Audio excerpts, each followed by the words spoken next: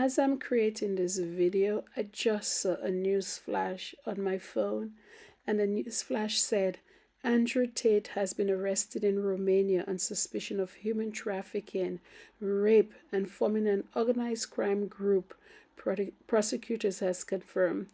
I am not surprised. I was just saying that his day is coming, his downfall is nigh, and lo and behold, the news comes in just when I'm creating a video on him to send out to you guys. And God does answer prayer. I don't want to wish anything bad on anybody, but when you have a volatile person like this in your community and is hell bent on making the lives of others uncomfortable, inciting violence against others, when you pray enough for God to take care of them and deal with them accordingly, He does eventually answer. A lot of the times people say God takes a long time to answer prayers. But the Bible said, those who wait upon the Lord, He shall renew their faith. And sometimes God, we may think that He's acting slow, but He acts in His due time. And Andrew's hour is nigh. Întâmpla acest lucru. N-au recunoscut nimic în fața organelor de cercetare penală, deși e dosarul vechi, acum sunt probe noi, cum că acești indivizi milionari, practic tei, întâmpla acest lucru. N-au recunoscut nimic în fața organelor de cercetare penală. Here's the video that I was creating just when I got the message about Andrew Tate. I was looking at the connection between him and Donald Trump, as well as Kanye West, and how much they have lambasted others and their behavior and their downfall, and how their behavior is unwelcome into society. There's literally no place for that type of behavior in society. Our general election clearly showed us that we're not going to accept those types of personalities in our society. So please watch. Thank you. What do Andrew Tate and Donald Trump have in common? Well, they lack prowess in the bedroom, and not to mention, they are both weak. That's the only explanation that I could come up with. It is unfortunate, though, they are taking their frustration out on women like Meghan, the Duchess of Sussex, and Greta Thunberg, two incredible women who have stood up and put truth to power, and as a result have been attacked by these two misogynistic clowns. But we know they're losers because, as Greta once said in a tweet, when haters go after your looks and differences, it means they have nowhere left to go, and then you know you're winning. She's right about that because both Trump and Tate are bullies and losers who have both lost the public's respect and trust. They must have a significant amount of insecurity for them to resort to picking a fight with a child on Twitter. Everyone remembers in 2019 when Greta was named one of Time's People of the Year, and the then sitting president said this: "So ridiculous.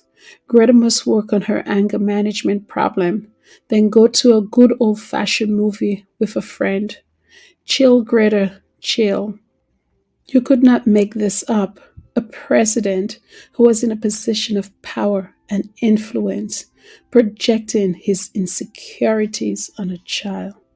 Wow. Unfortunately, there are many people like Donald Trump in this world.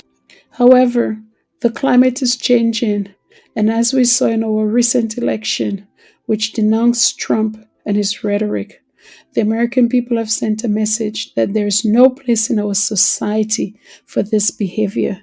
We saw Kanye's fall from grace after a long time of going unchecked, and Tate's turn is coming. The very medium that he has been using to antagonize others is the medium that will take him down. Well, I spoke too quickly because just as I'm writing this video out, Andrew Tate has been arrested in Romania on suspicion of human trafficking, rape, and forming an organized crime group, prosecutors have confirmed. The world had gotten a reprieve from these two demon trolls, Trump and Tate, when they were both kicked off social media for spreading violent hate. Unfortunately, the narcissist Elon Musk reinstated their Twitter accounts, thus giving them a platform to wage war against decent people. Speaking of a raging war, Andrew Tate sent this tweet to Greta Thunberg, informing her of his 33 cars and requesting her email to send her a list of the enormous carbon emissions. This was clearly sent to antagonize Greta and to be combative. There comes a time when you have to fight fire with fire. And so she responded to Tate's tweet saying, "Yes, please do enlighten me. Email me at smalldickenergy@getalife.com." As is common with every narcissist, because his ego has been bruised, he retaliated with the most absurd response and the most ridiculous video. Thank you for confirming via your email address that you have a small penis, Greta Thunberg. The world was curious, and I do agree, you should get a life. That fool, Andrew Tate, he's not winning because he got 160,000 likes for his response, whereas Greta got 1.2 million likes and counting. He even managed to make himself look even more pitiful because his genitalia insecurity was exposed. Release some greenhouse gases. I'm obviously a stranger to online controversy. It's not something I often do. But now, the mainstream press is commenting on the fact that I was informing Greta that my very extensive car collection with internal combustion engines, which run on dead dinosaurs, have an enormous emission profile. And she replied by telling me her own email address. Greta's email address is, I have small dick energy. Why would that be your own email address, Greta? Strange. I mean, obviously I don't want to assume her gender. It's 50-50, but it is what it is. I'm not actually mad at Greta. Please bring me pizza and make sure that these boxes are not recycled. Thank you. So I'm not actually mad at Greta, right? Because she doesn't realize she's been programmed. She doesn't realize she's a slave of the Matrix. She thinks she's doing good. Someone has sat her down and convinced her to try and convince you to beg your government to tax you into poverty to stop the sun from being hot. And then, because I called her out on it, the global matrix got this bot farm to like and retweet and all this bot commenting to try and pretend that her telling me that she has a small dick and her own email address somehow teaches me a lesson. Welcome to a new episode of The Clown Show. But now I know, at least, that Greta, with a little hate-filled face, bitter, sitting somewhere without the heating on, in the cold, a little hat, shivering,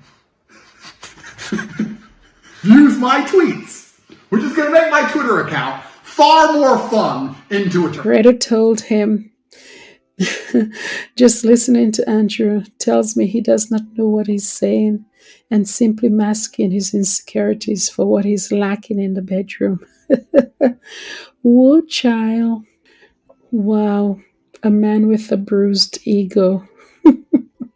Prior to his attack on Greta, he had turned his attention to Meghan, who had received a significant amount of attention for her docuseries on Netflix. And after all, the biggest narcissist in the world could not handle the fact that Meghan was getting the attention and not him. So he decided to create a video to incite hate and violence against her. I'm not trying to make enemies, because trust me, I have enough. But I feel compelled to comment on this Meghan and Harry documentary. Why is nobody pointing out the obvious? As usual, Andrew Tate, the man who has to get canceled for saying water is wet, I'm just gonna fucking say. The basic premise is that Meghan and Harry are innocent and the royal family is guilty and bullying them and picking on them, and that England as a whole has bullied them and picked on them. The reason being because they are racist. Why is nobody else saying that Meghan Markle isn't black? She's whiter than me. Not only is she whiter than me, she's whiter than the current Prime Minister of the UK. She's whiter than the Mayor of London. She's not even black. Why is nobody talking about this? The fact she's pulling the race card is absolutely and utterly insulting to every dark-skinned person who has ever genuinely suffered from racism, ever. If you're sitting there and you're dark-skinned and you suffer from racism, why are you allowing this light-skinned white woman to come along and use racism as defense for the fact that she's just not a likable person? And nobody likes seeing the Prince of England cuck. Because that's all that's happened. No one likes seeing the Prince of England be a bitch. And we know it's her fault. It's nothing to do with your skin color. We just don't fucking like you. The only people who are sticking up for her as well are these race-baiting, random liberal black people. Why? She's using the race card and she doesn't even deserve it. No one's fucking racist against her. She was famous. She was fine.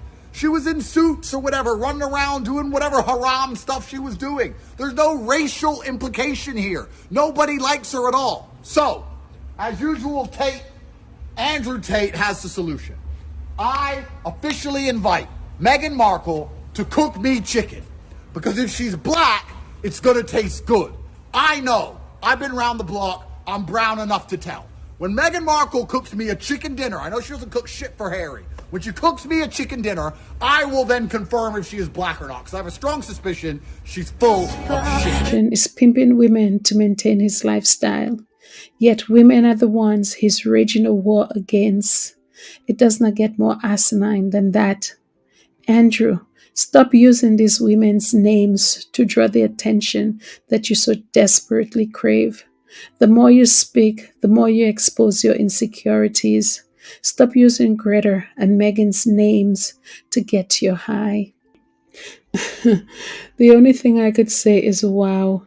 Andrew is clearly a man baby who needs a binky. Andrew, I have a suggestion for you if you want to know how to affect change and be a better man.